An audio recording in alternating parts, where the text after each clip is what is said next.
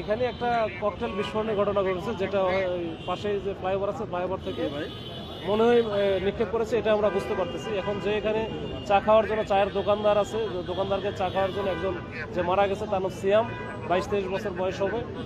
তো সে এখানে দাঁড়ায় ছিল, হুট করে একটা শব্দ হয়, প্রচুর পরিমাণে ধোঁয়া এখানে উৎপন্ন হয়। এরপরে তো দেখে যে সে পড়েছিল। আসলে ওই ককটেল জাতীয় যে দ্রব্যটা, এটা তার মাথার উপরে পড়ার কারণে, মাথায় বাস্ট হওয়ার কারণে এই ঘটনা ঘটেছে বলে আমরা ধারণা করতেছি।